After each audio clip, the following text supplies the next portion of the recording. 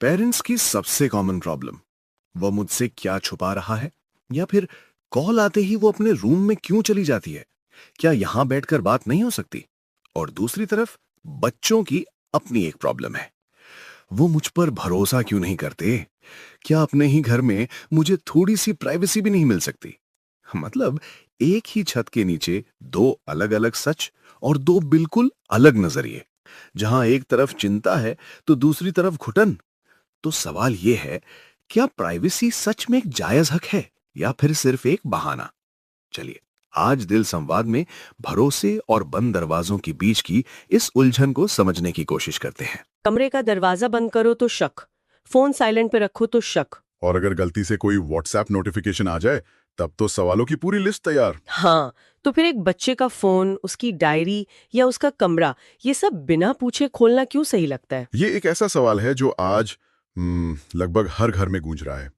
और ये सिर्फ एक सवाल नहीं है, ये एक टकराव की वजह है। बिल्कुल, और आज हम इसी नाजुक विषय पर बात कर रहे हैं, माता पिता और बच्चों के बीच प्राइवेसी यानी निजता को लेकर जो एक टकराव चलता रहता है। सही कहा। हमारे पास जो स्रोत हैं वो इस मुद्दे की हर परत को खोलते हैं। अगर माता पिता का नजरिया देखें तो उनका इरादा तो साफ है। हाँ, वो बुरा तो नहीं चाहते। नहीं, बिल्कुल नहीं। जब वो फोन चेक करते हैं या बिना दरवाजा खटखटाए कमरे में आते हैं तो उनके मन में होता है हम उसका भला चाहते हैं। कहीं वो गलत रास्ते पर ना चला जाए। और सबसे बड़ा डर, जमाना बहुत खराब है।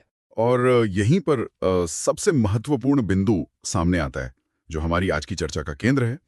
क्या माता पिता ये समझते हैं कि भरोसा और निगरानी में बहुत बड़ा फर्क होता है? आज की बातचीत इसी नाजुक संतुलन पर है।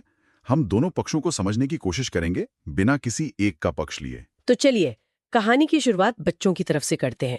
उनकी शिकायतें इतनी आम हैं कि शायद हर कोई इनसे जुड़ा महसूस करेगा। जैसे मम्मी का अचानक फोन उठा लेना और पूछना किसका कॉल है, या पापा का मैसेज पढ़ लेना और सवाल करना ये कौन है। हाँ, और सबसे क्लासिक कमरे का दरवाजा बंद करने पर सवाल, घर में ऐसा क्या कर रहे हो जो दरवाजा बंद करना पड़ रहा है। ये शिकायतें सुनने में छोटी लगती हैं, लेकिन इनका मनोवैज्ञानिक असर वो बहुत गहरा होता है। सही कहा। ये रोज रोज की छोटी छोटी बातें बच्चे के मन में एक बड़ी गांठ बना देती हैं। जैसा कि हमारी रिसर्च में एक बच्चे की भावना को व्यक्त किया गया है, अपना घर होने का मतलब ये नहीं है कि आपकी जिंदगी भी उनकी हो गई। ये बहुत गहरी बात है। हर बात बताने की मजबूरी, हर दोस्त पर शक, ये सब एक बोझ जैसा लगता है। और फिर ये कहकर बात खत्म कर दी जाती है कि हम तो तेरे भले के लिए ही पूछ रहे हैं। लेकिन ये भला बच्चे को अपनी पहचान पर एक हमले जैसा महसूस होता है। बिल्कुल। और यहीं पर हमें इसके मनोवैज्ञानिक असर को समझना होगा। देखिए, किशोरावस्था यानी टीनेज एक ऐसा दौर है जब एक बच्चा अपनी पहचान बना रहा होता है, खुद को समझ रहा होता है। हाँ, वो दुनिया को और खुद को अपने माता पिता की नजरों से अलग देखना शुरू करता है। इस प्रक्रिया के लिए उसे एक सेफ कॉर्नर की जरूरत होती है। एक सेफ कॉर्नर मतलब एक ऐसी निजी जगह जहां वो बिना किसी डर के सोच सके, महसूस कर सके और गलतियां भी कर सके। ये उसकी डायरी हो सकती है, दोस्तों के साथ उसकी बातचीत हो सकती है, या बस उसके कमरे का अकेलापन हो सकता है। मतलब एक ऐसी जगह जहां उसे जज न किया जाए। पर क्या ये सेफ कॉर्नर एक खतरनाक चीज नहीं बन सकता अगर बच्चा वहां कुछ गलत कर रहा हो और माँ बाप को पता ही ना चले? यही तो उनका सबसे बड़ा डर है। आपका सवाल बिल्कुल जायज है और ये सीधा माता पिता के डर से जुड़ता है। लेकिन हमें इसके दूसरे पहलू को भी देखना होगा। जब माता पिता बार बार बच्चे के बैग, दराज या फोन की चैट्स चेक करते हैं तो बच्चे को एक सीधा संदेश जाता है कि तुम पर भरोसा नहीं है। बिल्कुल, तुम्हारी समझदारी काफी नहीं है। और जब हर वक्त की निगरानी होती है, जिसे हम अंग्रेजी में सर्वेलेंस कहते हैं, तो ये बच्चे के विकास को रोक देती है। यहाँ मनोविज्ञान का एक बहुत दिलचस्प सिद्धांत काम करता है, रिएक्टेंस थ्योरी। रिएक्टेंस थ्योरी ये क्या है? ये थ्योरी कहती है कि जब किसी इंसान को लगता है कि उसकी आजादी छीनी जा रही है, तो वो उस आजादी को वापस पाने के लिए ठीक उसका उल्टा काम करता है जो उससे करने को कहा जा रहा है। अच्छा। बच्चों के मामले में ये बिल्कुल फिट बैठता है। आप जितना ज्यादा उन्हें कंट्रोल करने की कोशिश करेंगे, वो उतना ही ज्यादा विद्रोही मतलब रिबेलियस होते जाएंगे।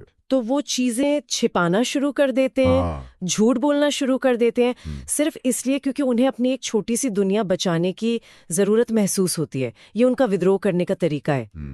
आप जो कह रहे हैं उससे मुझे स्रोत की एक लाइन याद आ रही है जो अब जाके ठीक से समझ में आई। क्या? प्राइवेसी मांगना बदतमीजी नहीं होती, प्राइवेसी मांगना एक जरूरत होती है। बिल्कुल, ये पहचान बनाने की जरूरत है, अपनी आजादी को महसूस करने की जरूरत है। और अब बच्चों की इस घुटन को समझने के बाद कहानी को पलट कर देखते हैं। हाँ, क्योंकि बच्चों की शिकायतें सुनकर कई बार लगता है कि माता पिता विलन है, पर कहानी इतनी सीधी नहीं है। नहीं है।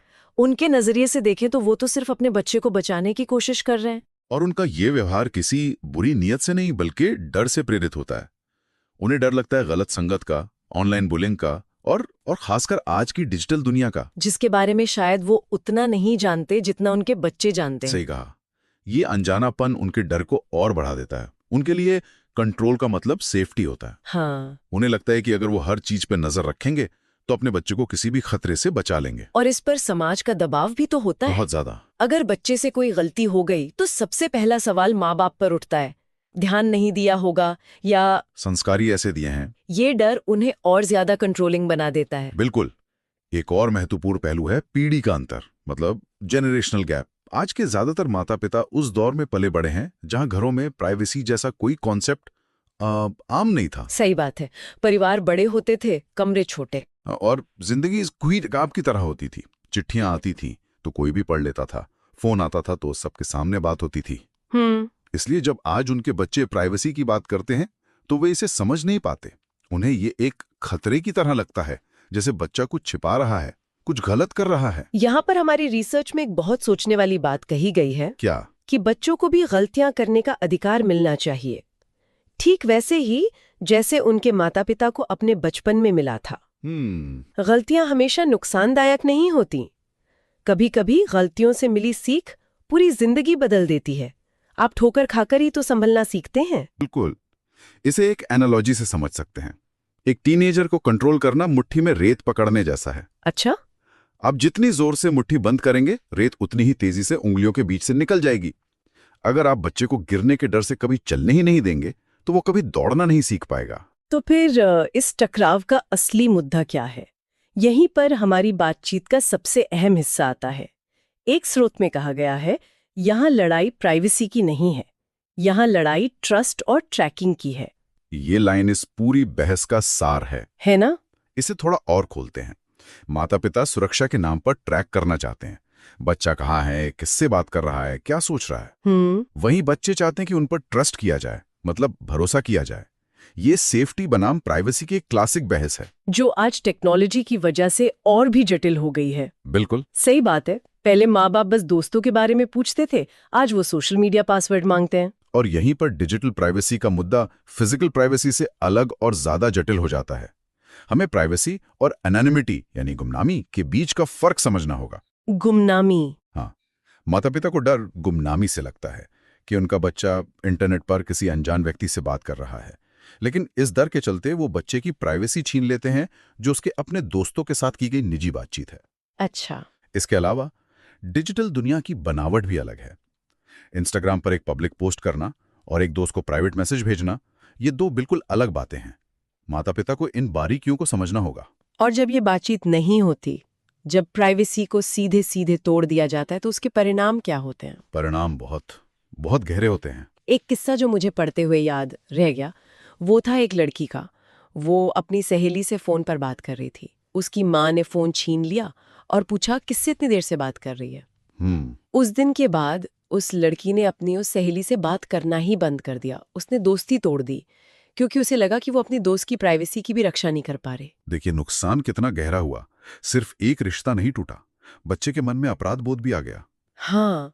दूसरा उदाहरण एक लड़के का है जो डायरी लिखता था। उसके पापा ने वो डायरी पढ़ ली, ये जानने के लिए कि उसके मन में क्या चल रहा है। और उस दिन के बाद उस लड़के ने लिखना ही छोड़ दिया। उसने अपने विचारों को कागज पर उतारना ही बंद कर दिया। ये उदाहरण दिल दुखाने वाले हैं और ये हमें इसके दूरगामी परिणामों के बारे में बताते हैं। जब आप बच्चों की प्राइवेसी तोड़ते हैं तो शायद आपको उस पल के लिए जानकारी मिल जाती है, लेकिन आप लंबे समय के लिए उनका भरोसा खो देते हैं। सही। एक बहुत ही शक्तिशाली लाइन है इस रिसर्च में, जब आप बच्चों की प्राइवेसी तोड़ते हो तो वो आपको अपनी जिंदगी से काटने लगते हैं और अपनी अलग दुनिया बना लेते हैं जिसमें आपकी कोई जगह नहीं होती। बच्चा सीख जाता है कि अपनी भावनाओं को, अपनी मुश्किलों को अपने अंदर ही रखना है, क्योंकि उन्हें बाहर लाने पर सवाल पूछे जाएंगे, जज किया जाएगा या सजा मिलेगी। ये रिश्ते की नींव को कमजोर कर देता है। और ये दूरी, ये गैप अक्सर जिंदगी भर के लिए रह जाता है। रह जाता है। बच्चा बड़ा हो जाता है, घर से दूर चला जाता है, लेकिन वो कभी भी अपने माता पिता से पूरी तरह खुलकर बात नहीं कर पाता, क्योंकि बचपन का वो अनुभव उसके अंदर बैठ जाता है कि मेरी बातें यहाँ सुरक्षित नहीं है। तो फिर समाधान क्या है? क्या कोई बीच का रास्ता है? रास्ता है, लेकिन वो आसान नहीं है और उसके लिए दोनों तरफ से कोशिश करनी होगी।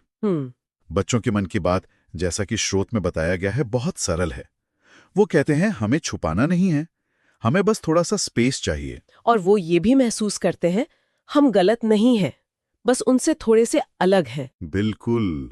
उनकी पसंद, उनके दोस्त, उनके सोचने का तरीका, ये सब उनकी पीढ़ी का है, जो शायद उनके माता पिता से अलग हो सकता है, लेकिन इसका मतलब ये नहीं कि वो गलत है। तो इस समझ के साथ एक संतुलित नजरिया क्या हो सकता है? हमारे स्रोत एक संतुलित नजरिए, एक बैलेंस्ड अप्रोच का प्रस्ताव रखते हैं। इसमें 3 मुख्य बातें हैं। पहला है कम्युनिकेशन, चेक करने के बजाय पूछने की आदत डालना। लेकिन एक्सपर्ट्स ये हमेशा कहते हैं बात करो, पर ये कहना जितना आसान है, करना उतना ही मुश्किल। अगर बच्चा बात ही ना करना चाहे तो, या गोलमोल जवाब दे तो? बहुत अच्छा सवाल है। कम्युनिकेशन का मतलब सिर्फ सवाल पूछना नहीं है।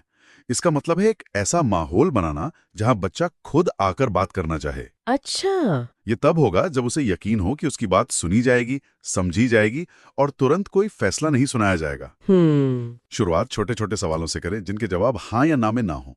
जैसे आज स्कूल कैसा था की जगह पूछें आज स्कूल में सबसे मजेदार क्या हुआ। बच्चे की जिंदगी में दिलचस्पी दिखाएं, जासूसी ना करें। ठीक है, दूसरा पॉइंट क्या है? दूसरा स्तंभ है नियम तय करना, यानी बाउंड्रीज सेट करना। घर में कुछ सीमाएं तय करना जो दोनों पक्षों पर लागू हों। ये बहुत जरूरी है। फिर वही बात, नियम बनाना सुनने में आसान है, पर इसे लागू करवाना कितना मुश्किल हो सकता है। अगर बच्चा फोन देने से मना कर दे तो, अगर वो नियम तोड़े तो, इससे तो रिश्ता और खराब होगा। आपने बिल्कुल सही नस पकड़ी है। नियम ऊपर से थोपे नहीं जाने चाहिए, उन्हें मिलकर बनाना चाहिए। मिलकर? हाँ, परिवार की एक मीटिंग हो जिसमें बैठकर बात की जाए। जैसे ये तय हो सकता है कि बच्चों की डायरी और फोन कोई नहीं देखेगा, ये उनकी निजी जगह है। लेकिन साथ ही बच्चे भी इस बात पर सहमत हो कि रात 10 बजे के बाद फोन इस्तेमाल नहीं होगा। और वो चार्जिंग पर एक कॉमन एरिया में रखा जाएगा। हाँ बिल्कुल। जब नियम बनाने में बच्चे की भी राय ली जाती है तो उसके उन नियमों को मानने की संभावना बढ़ जाती है। और अगर नियम टूटता है तो सजा देने की बजाय उसके परिणाम पर बात होनी चाहिए। परिणाम मतलब परिणाम पहले से तय होने चाहिए।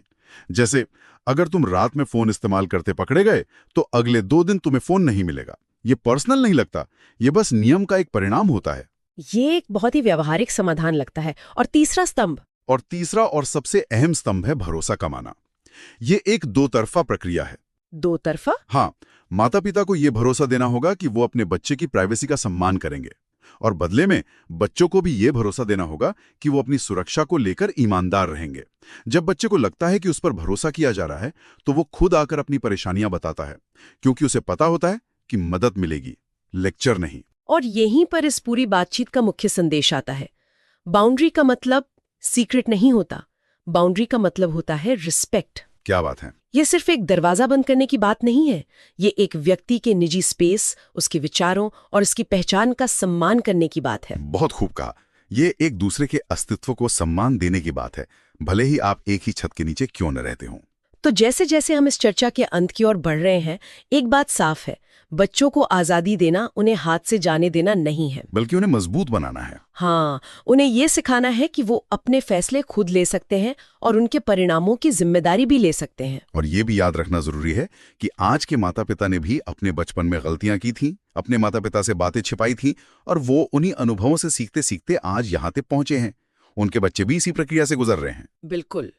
और अंत में हमारे स्रोतों में से एक की ये लाइन सब कुछ कह देती है। अगर आप चाहते हो कि आपका बच्चा आपसे सब कुछ शेयर करे तो पहले उसे उसकी जिंदगी जीने दो। रिश्ते की नींव जासूसी पर नहीं, भरोसे पर होनी चाहिए। बिल्कुल। और मैं इस चर्चा को एक अंतिम विचार के साथ समाप्त करना चाहूंगा। जरूर। ये पूरी बातचीत माता पिता और बच्चे के रिश्ते पे केंद्रित थी, लेकिन हमें एक कदम और आगे बढ़कर यह भी सोचना चाहिए कि बचपन में प्राइवेसी का अनुभव या उसकी कमी एक व्यक्ति के तौर पर हमें कैसे आकार देता है। मतलब ये उनके भविष्य के रिश्तों को, अधिकार और सत्ता के प्रति उनके नजरिए को, और एक वयस्क के रूप में सीमाओं की उनकी अपनी समझ को कैसे प्रभावित करता है। जो बच्चा निरंतर निगरानी में बड़ा हुआ है, क्या वो भविष्य में अपने पार्टनर की प्राइवेसी का सम्मान कर पाएगा, या वो खुद एक कंट्रोलिंग इंसान बन जाएगा? हाँ, ये एक ऐसा सवाल है जिस पर हम सभी को विचार करना चाहिए। आपको ये ऑडियो पॉडकास्ट कैसा लगा हमें कमेंट्स में बताएं और किसी ऐसे के साथ शेयर करें जिसे इसकी सबसे ज्यादा जरूरत हो।